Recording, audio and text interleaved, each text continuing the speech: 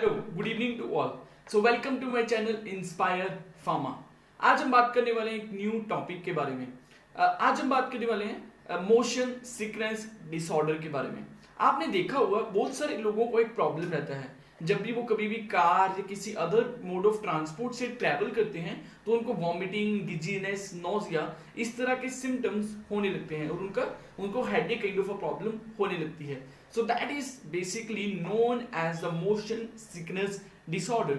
आज हम जानेंगे कि इसके पीछे का कारण क्या है, इसको अवॉइड करने के लिए हम कौन सी मेडिसिन को दे सकते हैं पेशेंट को, और अदर देन द मेडिसिन हम कौन कौन सी अदर टेक्निक्स को यूज कर सकते हैं ताकि हम मोशन सिकनेस को अवॉइड कर सकें। सबसे पहले जानते हैं कि मोशन सिकनेस एक्चुअली में है क्या। It is a basically disorder of the disequilibrium. Okay, ये डिसइक्विलिब्रियम का डिसऑर्डर है and it is affecting the 30 to 40% of the people जब वो किसी भी ट्रैवलिंग के लिए जाते हैं बाय द कार और by the other mode of transport. अब सबसे पहले जान लेते हैं कि नॉर्मली जब हम ट्रैवल करते हैं तो what actually happens in our body. जब भी हम कहीं पे ट्रैवल कर रहे होते हैं और जब भी कहीं पे हम किसी तरह का मोशन कर रहे होते हैं तो हमारा जो सेंट्रल नर्वस सिस्टम होता है वो हमारी मोशन को 3 ऑर्गन्स के थ्रू सेंस करता है। उसमें से सबसे पहला ऑर्गन आता है ईयर का labyrinth part, that is one of the part जो आपको बताता है कि इस मोशन के हिसाब से आपको फॉरवर्ड मूव करना है, बैकवर्ड मूव करना है, अप देखना है, डाउन देखना है। So that kind of a signal is send to the brain. Okay, further आपकी विजन, आपको कहाँ पे देखना है, उसका जो सिग्नल रहता है that is given by the eye to the central nervous system.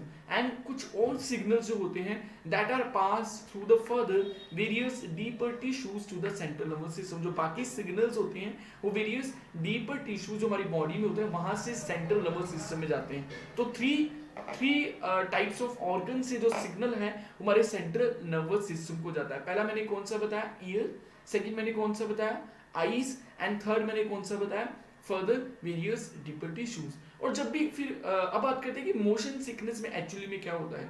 जब भी हम कभी भी कोई इंटेंशनली मूवमेंट करते हैं, जब हम पता है कि we are finding enjoy to move, in that case जो ये 3 ऑर्गन्स होते हैं वो सेंट्रल नर्वस सिस्टम होता है, इनके बीच में जो सिग्नल है वो काफी कोऑर्डिनेशन में रहता है, काफी बैलेंस में रहता है और किसी भी तरह का इक्विलिब्रियम नहीं डिस्टर्ब होता है। But when we are doing the travelling by unintentionally, और जब we are not finding it enjoyable to travel, in that case what actually happen is that the ear का पार्ट जो मैंने बताया था labyrinth part, उसके पार्ट में जो बार बार कॉन्टिन्यूसली मूवमेंट होती है, कॉन्टिन्यूसली मोशन रहती है। जैसे आप अगर कार में ट्रैवल कर रहे हो तो बार बार if the car is moving here and there, and अगर आपकी कार बार बार इधर से उधर हो रही है, आपका जो रोड है वो स्ट्रेट नहीं है, तो जब इधर उधर मूव करे तो उस मोशन से क्या होता है, आपके जो ईयर और जो सेंट्रल नर्वस सिस्टम के बीच का बैलेंस है और जो इक्विलिब्रियम है वो काफी डिस्टर्ब हो जाता है। उसको बोलते हैं motion sickness disorder.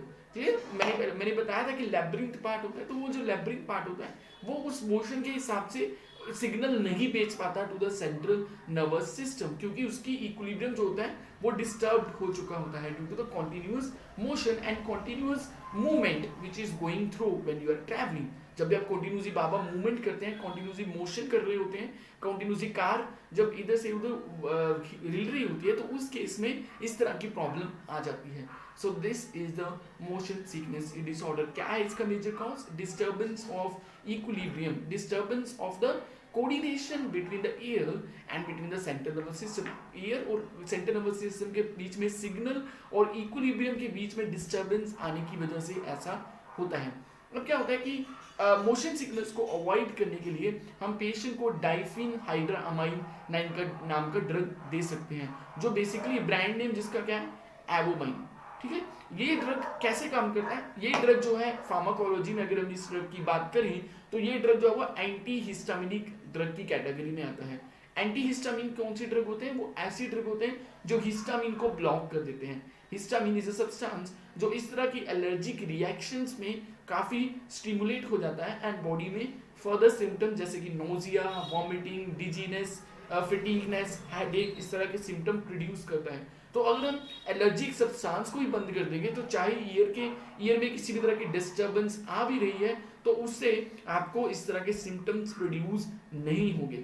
But yes, this drug is having the certain side effects. Her every drug which we're going to use उसके कुछ ना कुछ साइड इफेक्ट्स रहते हैं, और इस ड्रग के भी सर्टन साइड इफेक्ट्स रहते हैं. आपको ये ड्रग लेने के बाद आपको हेडेक हो सकता है, आप में हाइपर एक्साइटेशन और हाइपर एक्टिवेशन भी हो सकती है, जो मेजरली बच्चों में ही होते हैं कि आप काफी एक्साइटेड हो रहे हो, तो इस तरह की चीज भी हो सकती है.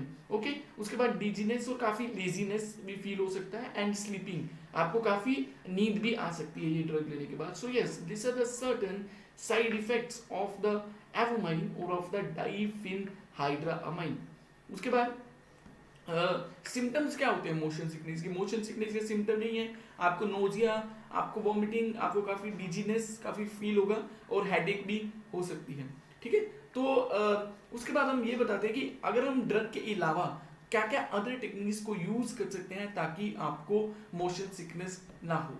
कुछ कंडीशंस हैं, लाइक जैसे कि अगर आप कार में ट्रैवल कर रहे हैं तो आप ट्राई करिए कि अगर आपको मोशन सिकनेस की प्रॉब्लम है तो आप फ्रंट सीट पे बैठने की ट्राई करिए, और always see the straight, not look at here and there, because when you look at here and there तो जो कार की मोशन है और जो इधर रोड की जो भी अदर टाइप ऑफ मोशन है, तो उन दोनों के बीच में डिसइक्विलिब्रियम की वजह से भी ऐसा हो सकता है. So always see at the straight. और अगर आप पीछे वाली सीट पे बैठे हैं, अगर आप in the back seat, you are sitting in the back seat of the car, then again you have to you keep your eyes concentrate on the one point, अपनी आईज को एक पॉइंट पे टिका के रखो, तो इससे आप कुछ हद तक मोशन सिकनेस को अवॉइड कर सकते हो. अदर देन दिस थिंग्स, अगर आप म्यूजिक सुनने के शौकीन हैं तो आप म्यूजिक को भी यूज कर सकते हो as to prevent from the motion sickness. तीसरा पॉइंट अगर आपको क्या है, अगर आपको मोशन सिकनेस का इशू पहले से है तो कभी भी ट्रैवल करते के टाइम कोई भी बुक मत रीड करो. ओके, उसकी वजह से होता है कि अगर आप नीचे देख रहे हो, आपकी eyes are on the book, और आप अचानक से ऊपर देखते हो तो उसकी वो साइड में रोड की तरफ देखने लगते हो, तो उस कंडीशन में भी ऐसा होने के चांसेस हो सकते हैं. सो avoid reading a book. Okay, उसके अलावा नेवर सी, अगर किसी कार में या किसी अदर बस में ट्रैवल कर रहे हैं, तो अगर आप बस में किसी पर्सन को इस तरह के सिम्टम्स होते हैं और आपको भी ऐसे पहले से कभी हुए हैं, तो आप उस पर्सन की तरफ मत देखिए. That is one of the also the kind of a thing which can produce the motion sickness. Okay, इसके अलावा सम अदर टेक्निक्स क्या हैं, जैसे आप ginger is also one of the we can say that element which can be use. Ginger tea को use कर सकते हो, जिंजर टी इनटेक कर सकते हो बिफोर द ट्रैवलिंग. इसको अवॉइड करने के लिए क्लोव ले सकते हो. जब आपको इस तरह के सिम्टम्स हो रहे हैं तो आप क्लोव इनटेक कर लीजिए. उसके बाद फेनल का भी इनटेक कर सकते हो. So yes, clove, ginger, fennel, they are also effective to avoid the motion sickness kind of a disorder. Okay, so in this video I have discussed about the motion sickness. मैंने बताया कि इसके पीछे का कारण क्या होता है, और आप क्या क्या यूज कर सकते हो, क्या क्या चीजें कर सकते हो इसको अवॉइड करने के लिए. Okay, and what precautions you can consider to avoid or to treat the motion sickness. Thank you. Keep supporting the Inspire Pharma. I will always try to make the knowledgeable videos for you people. Thank you so much. We will meet with the new video and with the new interesting topic. Thank you.